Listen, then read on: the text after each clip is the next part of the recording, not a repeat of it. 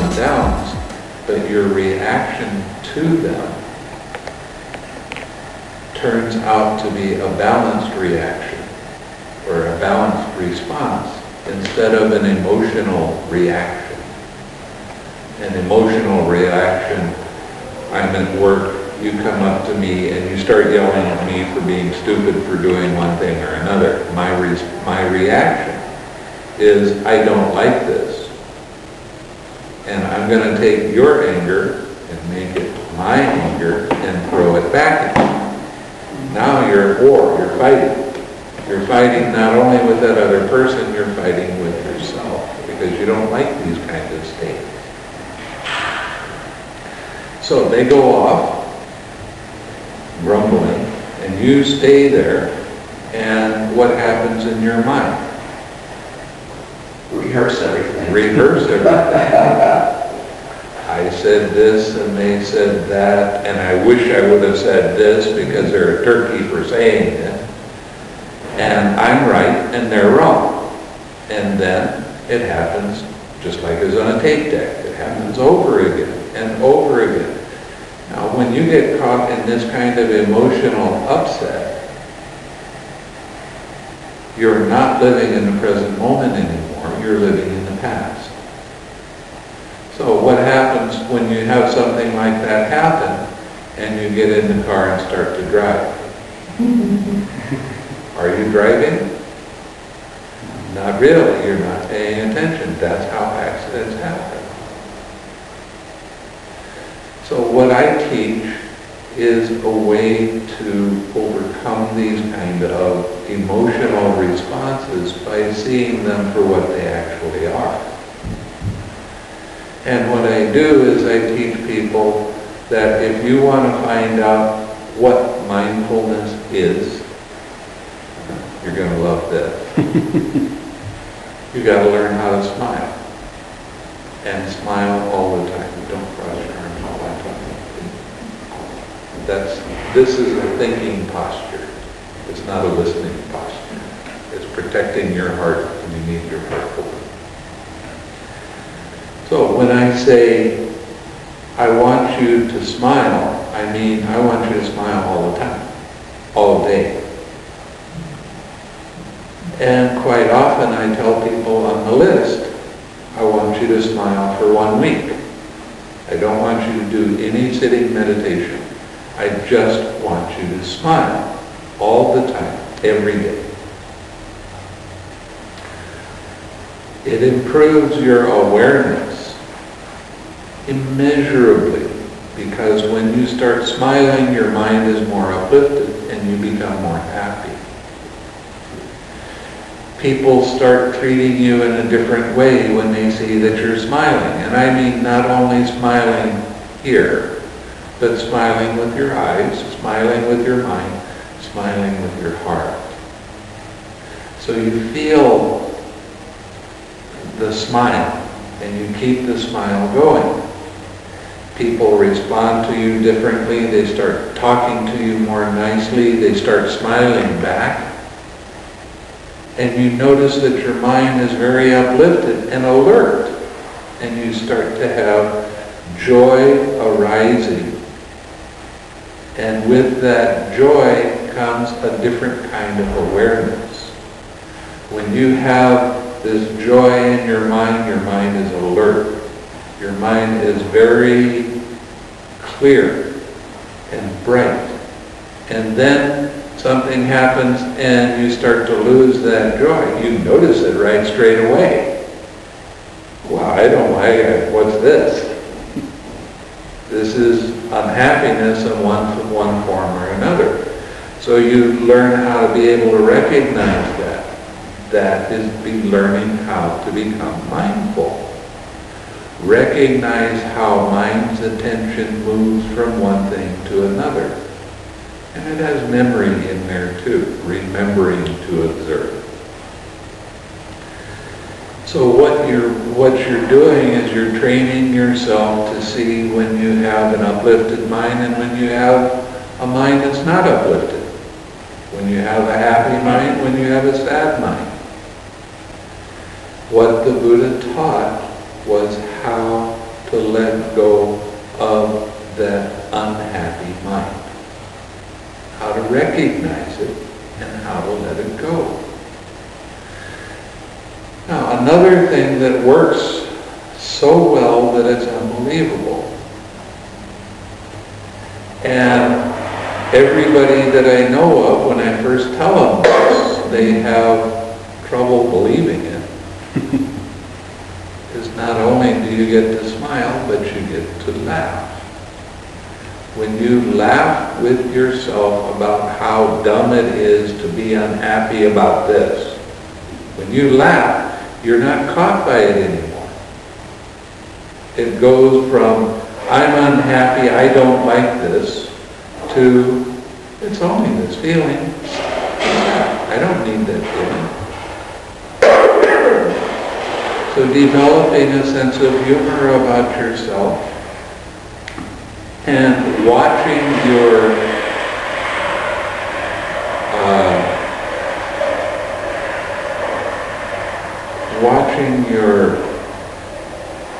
personality start to change, and watching how your laughter with things starts to change is a sign of spiritual progress.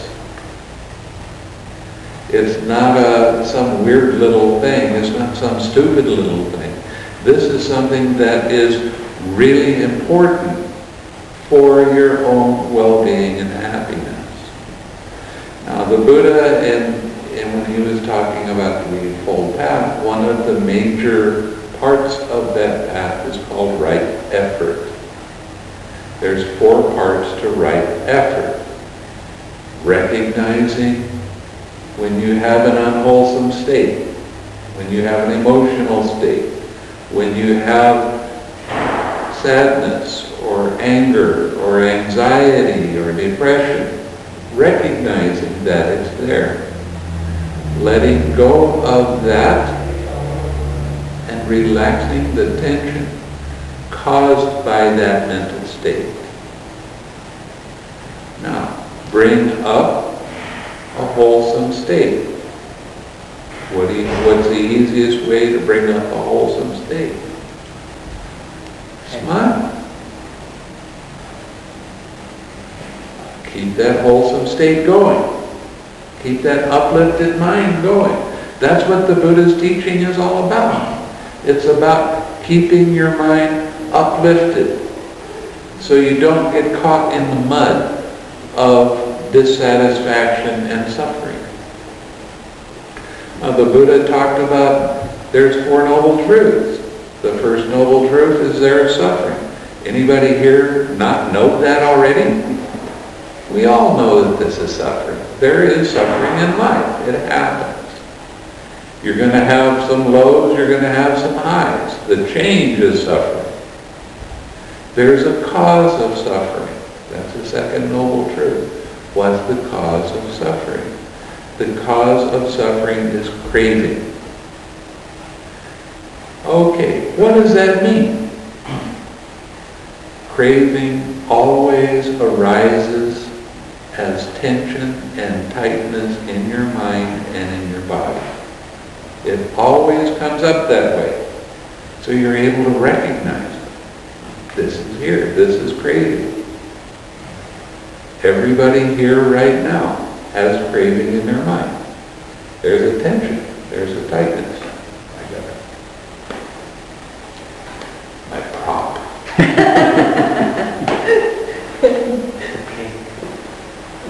Good brain. I've got a brain here. Now, I put this line in here to show you that there's a membrane.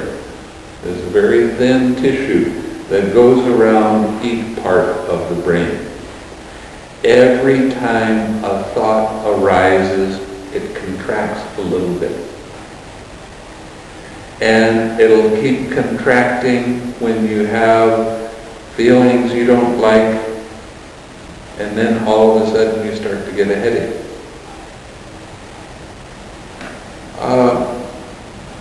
In the last 30 years, I've probably had under 10 headaches in the last 30 years, me personally. Why?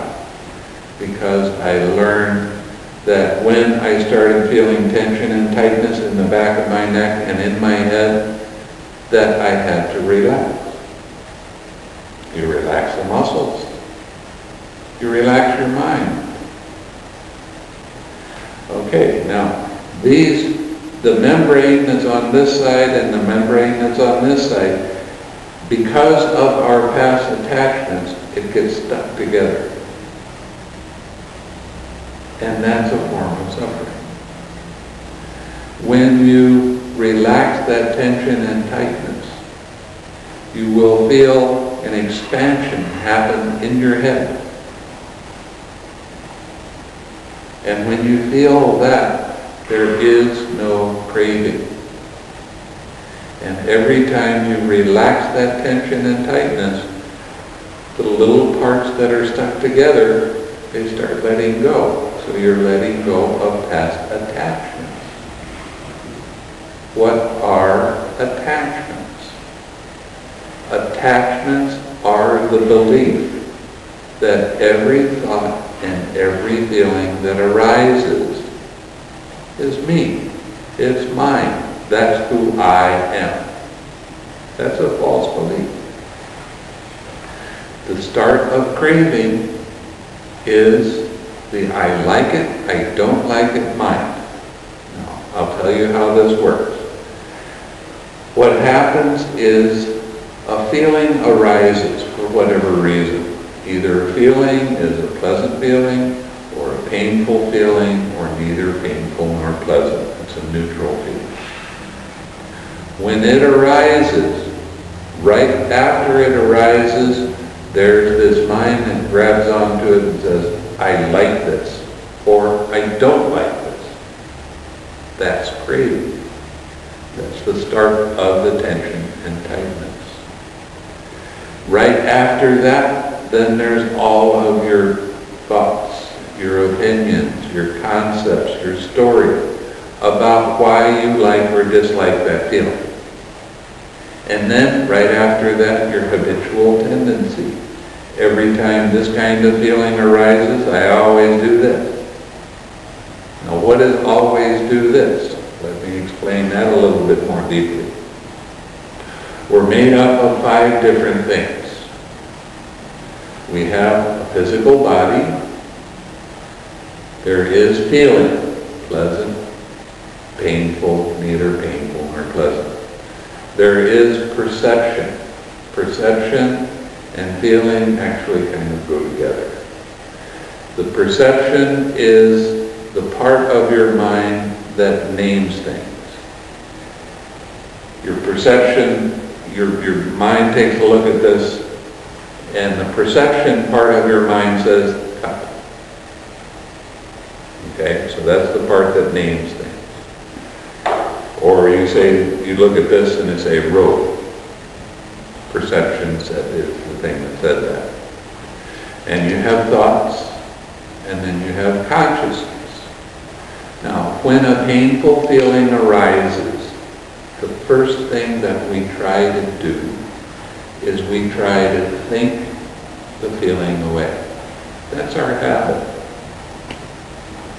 But thoughts are one thing, and feelings are something else, and the two never meet. So the more you try to think your feeling away, the bigger and more intense that feeling becomes. So, thinking about a feeling doesn't work. What does work? Recognizing that as soon as a feeling arises, there's a tension and tightness that comes up. Now, there's instructions in the meditation. And these are very, very important instructions that you need to follow if you're going to meditate. Let's say you're sitting very still, you're not moving your body at all. And then a pain arises in your knee. The first thing you'll notice is You start thinking about that feeling. I don't like that feeling. I wish it would stop. I wish it would go away. Why does it have to bother me now? Every thought about the feeling makes the feeling bigger and more intense. So the first part of the instruction is you have to recognize that that's what's happening. And then you have to let go of the thoughts about it. How do you let go of the thoughts about the feeling? You don't push the thoughts away. You allow the thoughts to be there, but you don't pay attention to them anymore. You don't keep your attention on them. Now, you'll notice that there's a tight mental fist around that feeling. That tight mental fist, aversion. I don't like that feeling. I don't want it to be there.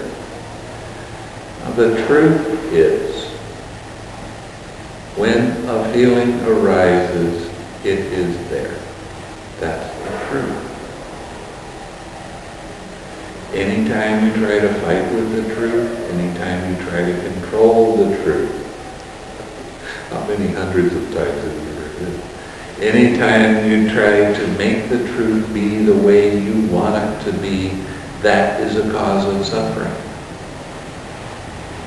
Okay? So we are the cause of our own suffering because we're trying to fight with the present moment.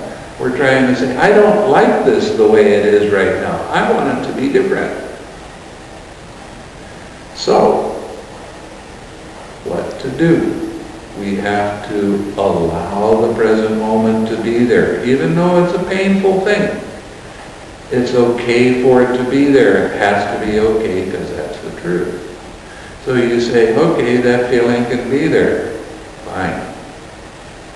Now you'll notice there's some tension and tightness in your head, in your mind, and you relax, and you feel that expansion.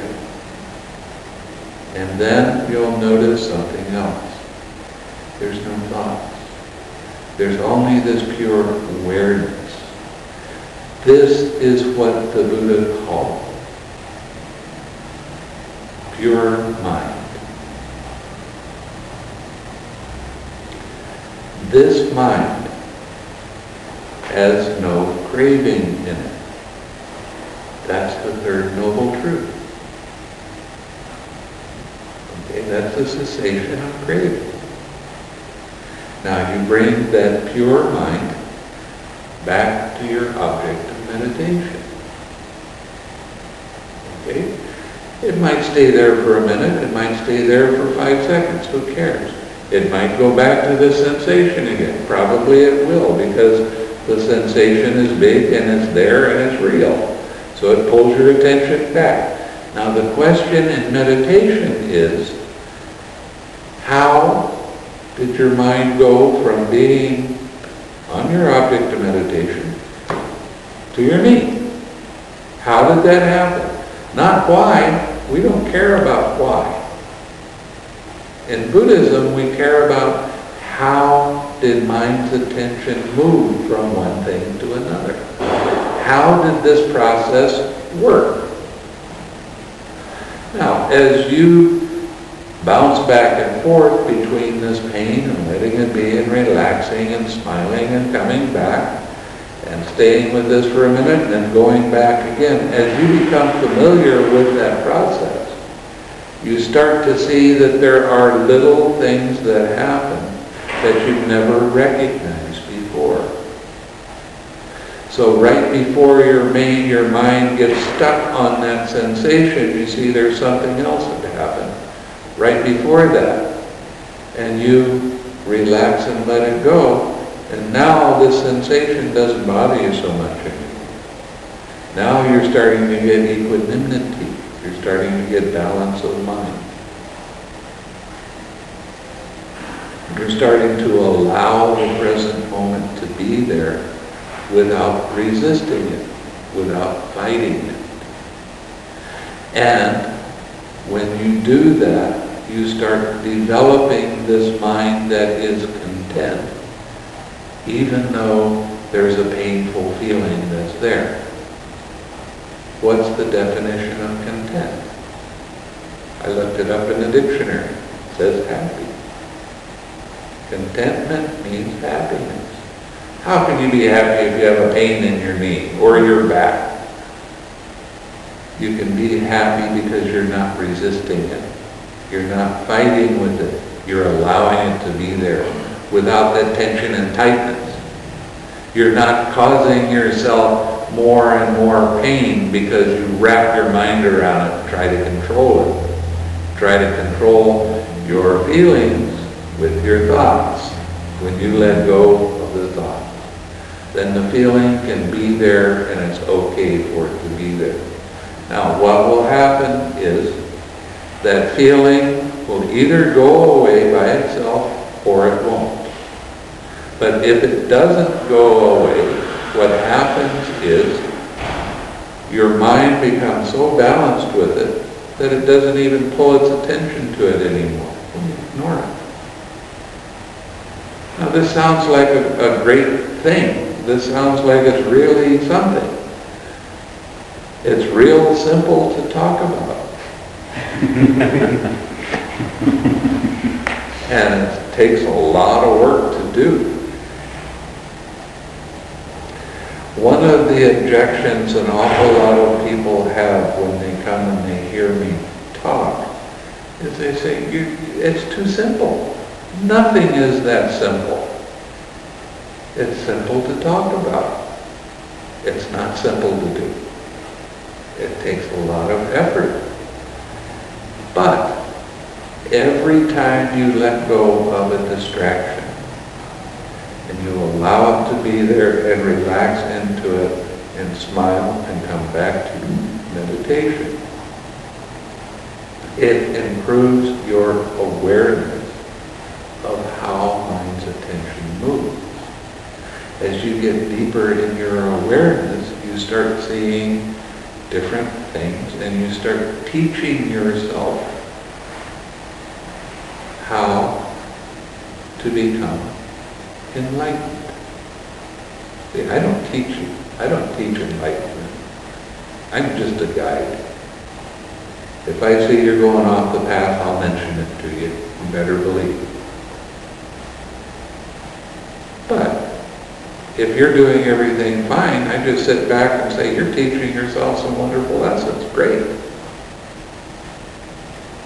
Everybody teaches themselves.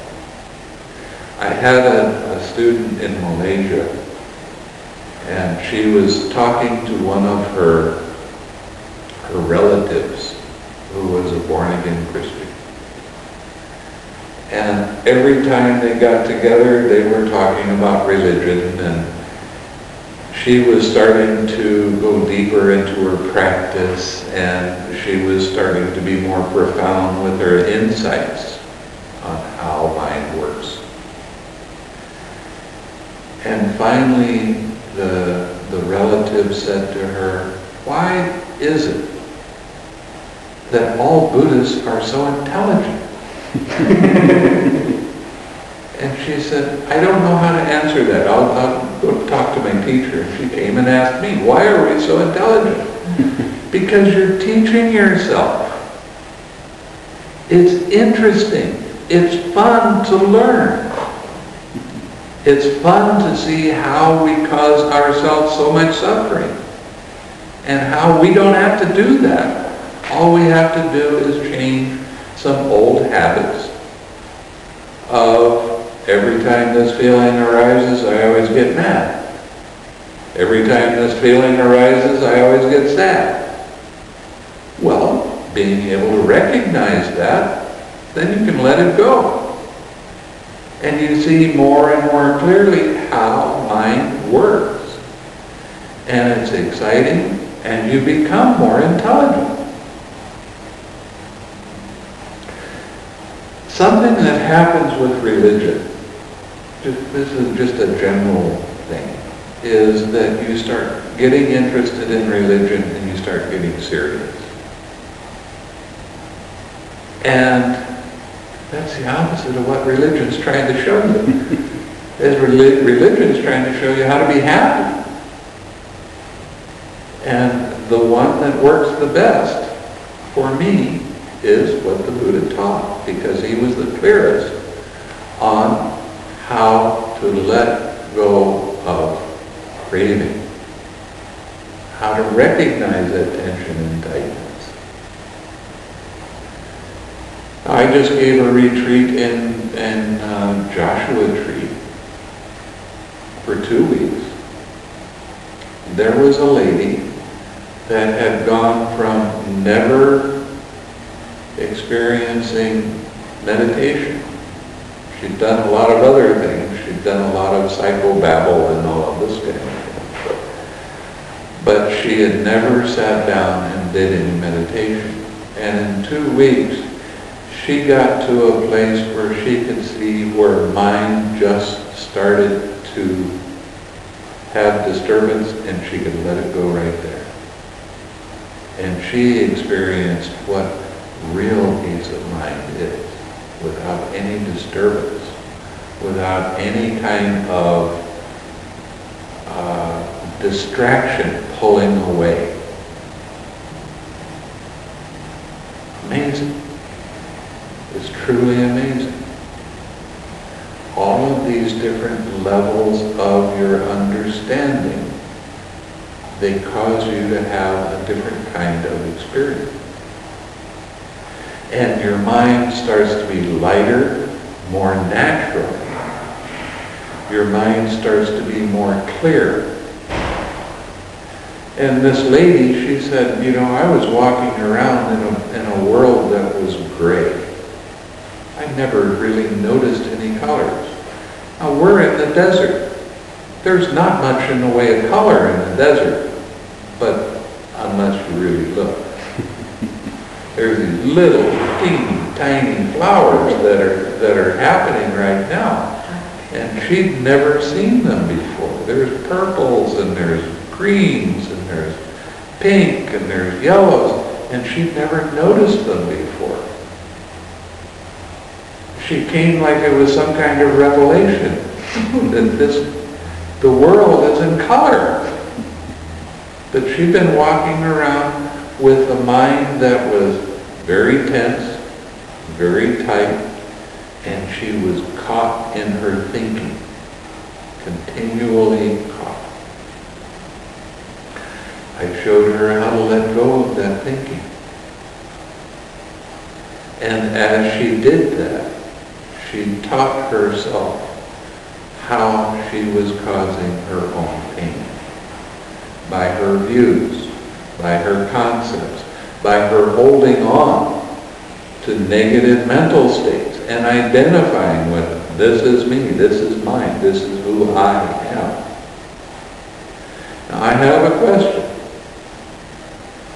If you're sitting and all of a sudden sadness arises, did you ask it to come up? Did you say, we say sadness, it can be anger, it can be depression, it can be sadness of whatever degree. It can be fear. Did you ask these things to come up? Did you sit there and say, I haven't been mad for a long time? No. It happened by itself, right? It's not yours. You didn't ask it to come up. Can you make it stop? Not really. You can't make it go away. It's going to stay there as long as you keep giving it attention. Eventually it'll fade away a little bit and you'll forget it. But the opposite of what we're doing is forgetting it. That's the opposite. What we're trying to do is get you to remember. Remember what you're doing in the present moment. Now let's go back to the scenario of the person that comes up and gives you anger and you give it back and then you fight with them for a little while. And then you have all these repeat thoughts. Anytime you have repeat thoughts, guess who's causing themselves suffering? Guess who's causing themselves pain? Repeat thoughts a classic example of attachment, of identifying with these thoughts and feelings and making them yours personally, and then trying to control them. Doesn't work.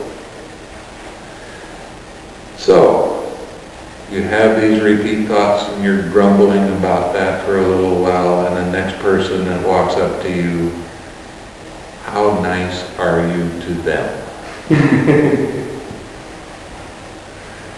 See, it starts affecting your mood. It starts affecting the way you see the world around you. And you start getting in a negative cycle. And you go home, you've had a rough day at the office, and you tell everybody around you, leave me alone. I've had a bad day. And you go to sleep and you toss and you turn and you don't get really good sleep. And you wake up the next day and you're tired. And you go into work being tired. And you start seeing things in more negative aspects. Not liking things around you so much. Fighting with things around you. That's what one experience that happened yesterday, early in the morning, is affecting you and your world around you, and it can affect you for 3 or 4 or 5 days. I knew one lady that she would get angry at something that her husband did or said, and she would stay angry for 2 weeks. Now that's a long time to hold a grudge and make yourself suffer. When she first came to the monastery, as soon as she walked in, I wanted to walk out. She had such a heavy cloud around her. And she came to see me, so I couldn't get out. But she told me that she got in an argument with her husband, and her husband says, I'm not going to ever talk to you again. And he didn't. And it really made her mad. She said, what am I supposed to do with this? Well, the only thing you can do with it is start sending love into the situation instead of hate. Now, she stayed practicing with me for 5 years. Over the 5 years, her anger went from being angry for 10 days, for 2 weeks, 14 days, to being angry for 10 days, to being angry for 7 days, to being angry for 3 days, to being angry for 1 day, to being angry for a few hours, to being angry for a couple of minutes. Now that's how her progress worked by practicing loving-kindness meditation. The reason it took her 5 years is because she had 3 kids. She only could get up at 5 o'clock and practice for a half an hour before the kids got up and she had to start taking care of them. So she could only practice for 30 minutes a day. So her progress wasn't very fast. When you come and you practice and you do a retreat, your progress is amazingly fast. It's so fast it'll blow your mind. That's how fast it is. For example, I had one friend, he's been my friend for over 30 years. He practiced meditation and yoga a lot longer than I ever had. And he came and he wanted to do loving-kindness meditation. But he is a publisher for books. And he's used to thinking. He's really into his thinking. And he kind of lost touch with feeling in his heart. So I told him to start practicing loving-kindness meditation, and he just couldn't get the feeling consistently going. So I said after 2 or 3 days, okay, stop. We don't want to do this meditation because it's not working for you right now. It doesn't mean it won't work in the future. It just means right now, let's do mindfulness of breathing.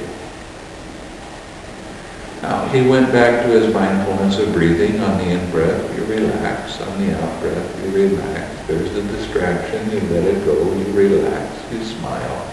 Come back to your object of meditation. That is smiling and breathing and relaxing.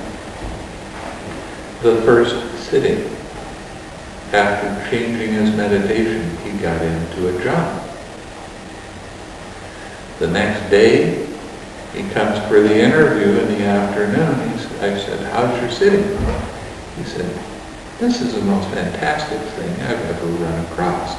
It really, really works. And he said, always before when he was doing loving kindness, how long are you staying with loving kindness before your mind gets distracted? Oh, a minute, minute and a half. Now, one day after I changed to mindfulness of breathing with him, how long are you sitting before your mind gets distracted? 15 to 20 minutes. Tell me what your experience is. What have you gone through here in the last little bit? He'd gotten into the fourth jhana. He became an advanced meditator in a day and a half. Now, he had all this past practice. And it's not that one practice is right and one practice is wrong. It's just if you've been doing this practice and I come along and I say, add this little extra step and see what happens. The relaxing and letting go of that craving. All of your past experience comes into play. And when you add this extra step, all of a sudden you explode. And you have this wonderful meditation experience that you never realized how deeply you could go into meditation. By having this extra step of relaxing, it changes the meditation. And it changes it in a very positive way, and your understanding really starts to blossom and you start really knowing what you're doing. So he was one happy camper after 1 week. He had to leave because he had his business that he had to go back to. So he couldn't stay for the second week. I was kind of wishing he could. I'd love to see what was going to happen.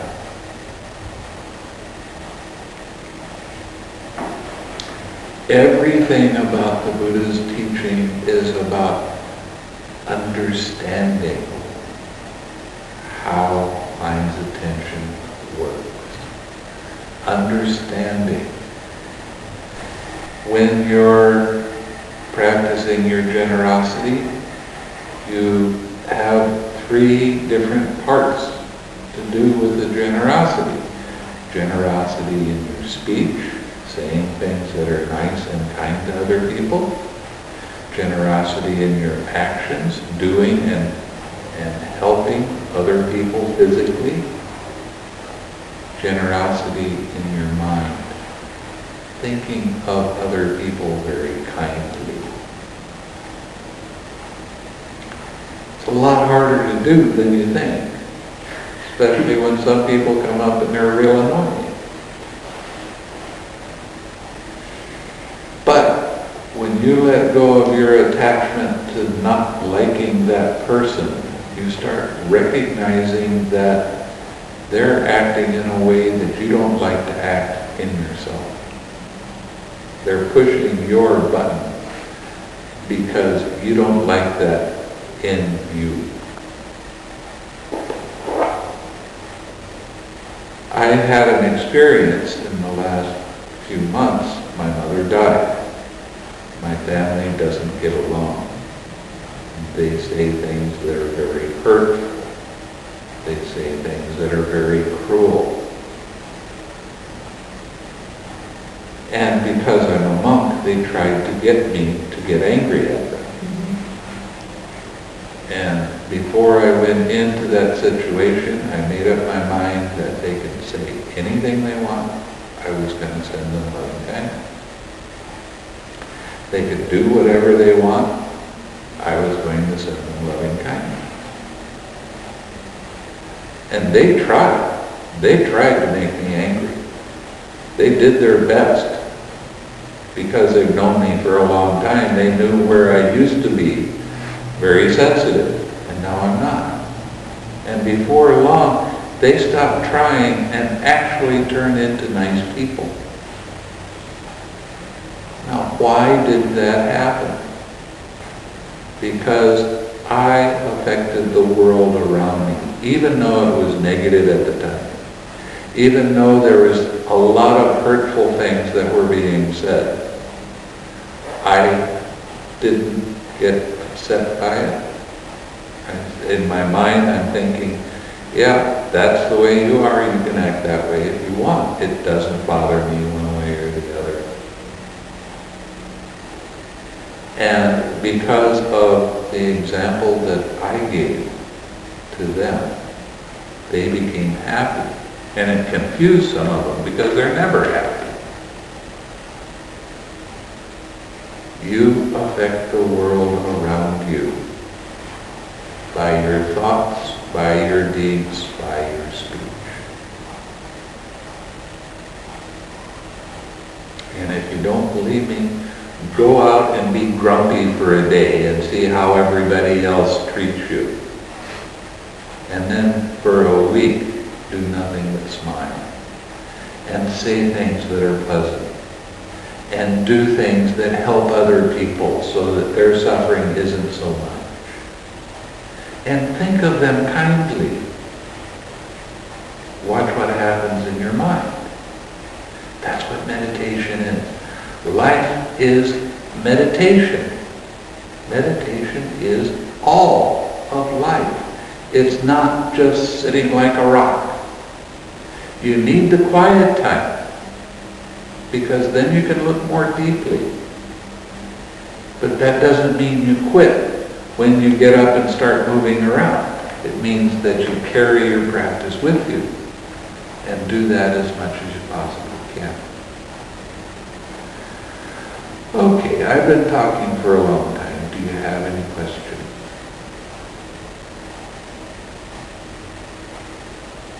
I have 1,000 questions, but I'll pass if somebody wants to ask one. No, ask. Because when we were here 2 years ago, when you posed the question, what is meditation? And you said it's dependent origination. Yes. I talked about dependent origination tonight, but I didn't So you specifically call it mention right. it. So it's the same, Yes, it same is. cycle. That's the core. That's the process. And that stays with you forever, you know. I mean, it's Well, a process until that you're you're- talking about. It's a process that you are always mindful of, You're trying to be. your mental states. But the thing is, when you start letting go of the craving and you really get good at it, you will eventually let go of the craving for ignorance, and that will all change. Yeah, because I was wondering once, a totally peaceful mind is one without discursive thinking. That's right. I was wondering, because we all have these lengthy little guys that just keep haunting us, Yeah. When do those disappear? What we do is we get them and we know how to let Come them and go do a over the retreat action. and I'll show you. Pardon me? Come and do a retreat and I'll show you. Okay. Good deal. But there's different kinds of thought. Okay, there's the discursive thinking, and that's thoughts about the past and thoughts about the future. But there's also observation thoughts and intuition. And those are the ones that you develop when you let go of thoughts about the past and thoughts about the future. And that's what being enlightened is getting into your intuition and your observation.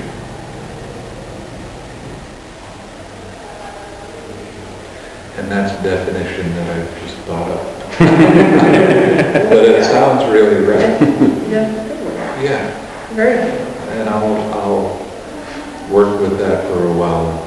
See, I come up with these weird ideas sometimes, and then I might spend a month or 6 weeks or a year going back and seeing if that's 100% true or not. I'm one of those fanatical types. but it sounds right.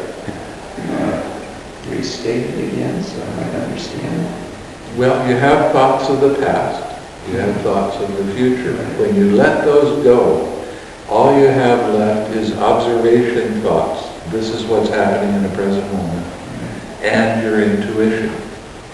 Your intuition is the thing that guides you to take this instead of that.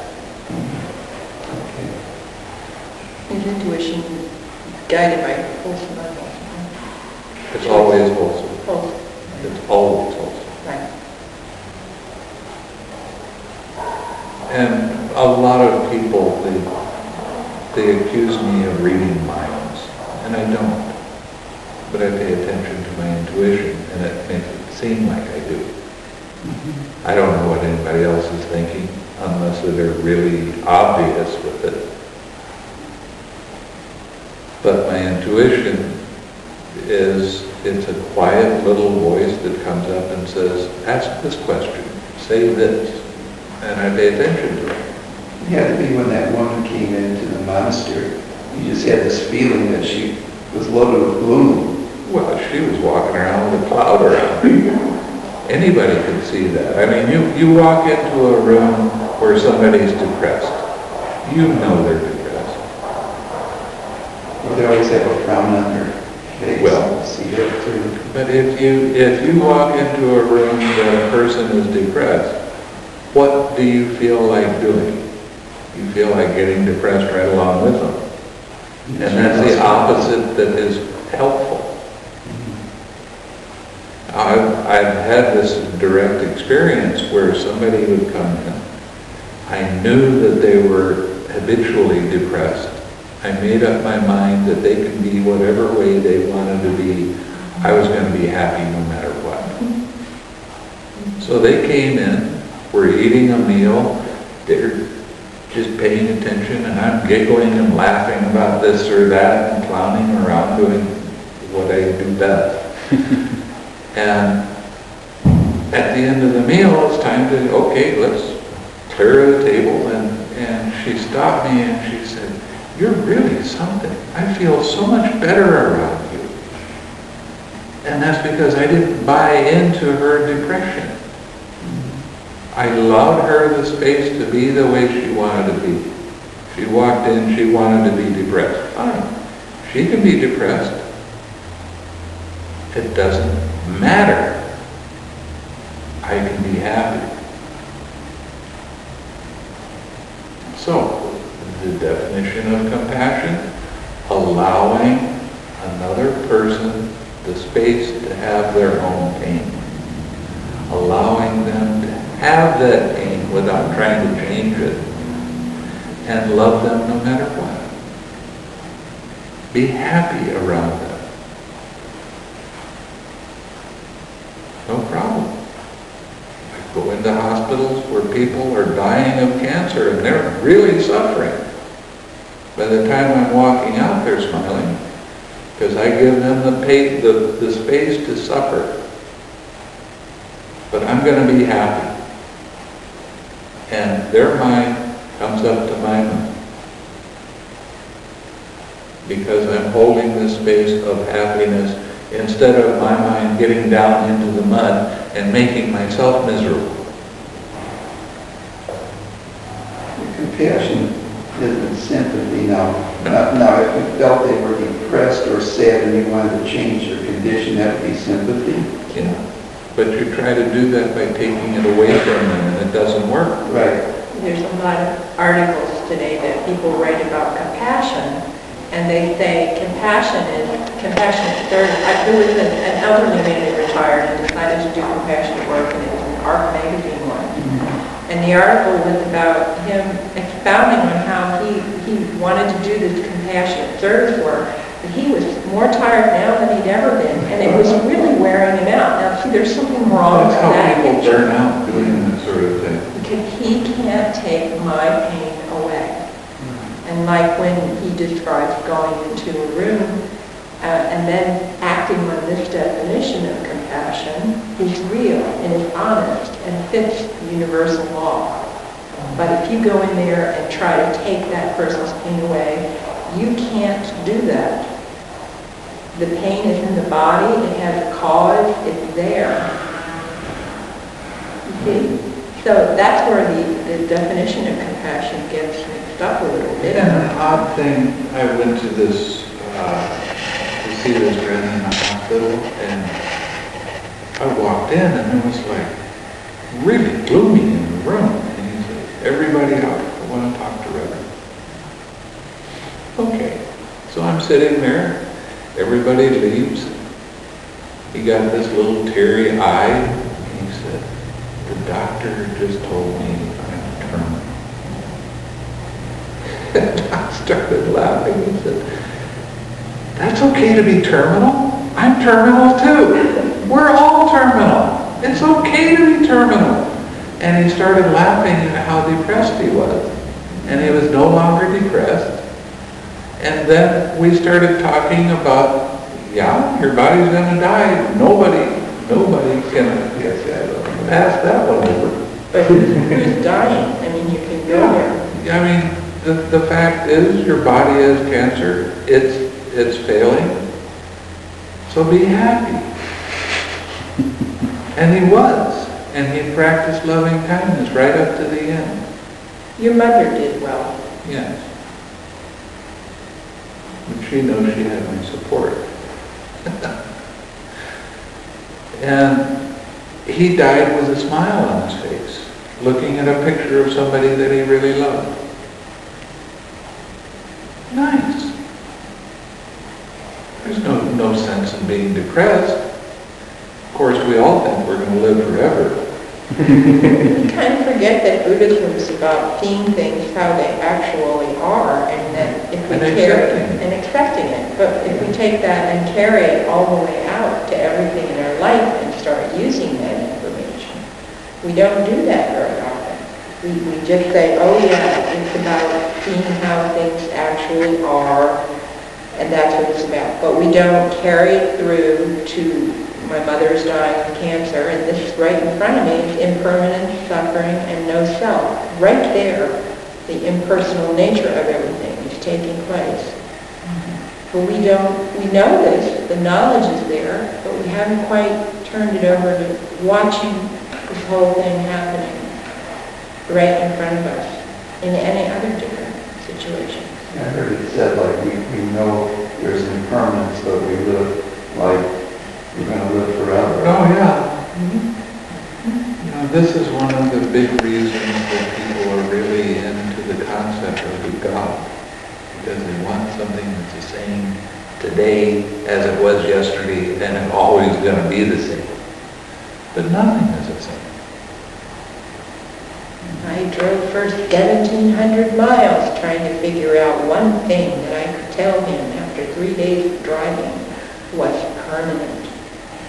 And I walked up to the door and knocked and said, I've got it. And he said, what? Impermanent. It's permanently there in the whole universe with everything, absolutely everything. All changing. Yeah. And it only makes sense. You go down to what's in an atom.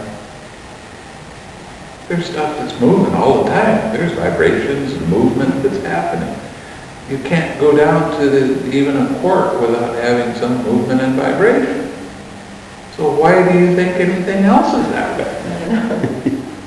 That's a total He's our resident skeptic. Yeah, but the trees really did talk. Got you there. Trees actually do have voices. And if you quiet your mind down, you can hear them.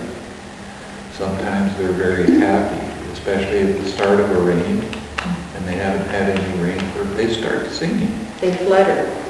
Have you ever noticed it? If it's a dead day. He didn't believe it. Yeah, you can be in a field with a forest around you, and there's no wind at all. None. And the clouds are coming in, and the rain is going to come in. So he goes up for a walk. And he goes by these trees, and they started talking to him. He comes back to me, and his eyes are this big. And he said, you really mean trees talk? And I'm saying, yes, of course they talk. You just have to quiet down enough to listen. And he said, well, these trees were asking me to make sure that they wouldn't get cut down. And yeah, that happens sometimes. There's some trees that want to be cut down, there's some trees that don't. So you pay attention. And they are still alive and kicking because of that. But he's our skeptic. He doesn't believe anything unless he actually sees it. And even then, I think he doesn't believe a lot of it. He's the one, not from Missouri, but it's a little bit. Right, he's got to show me, that's for sure. Okay, any other question?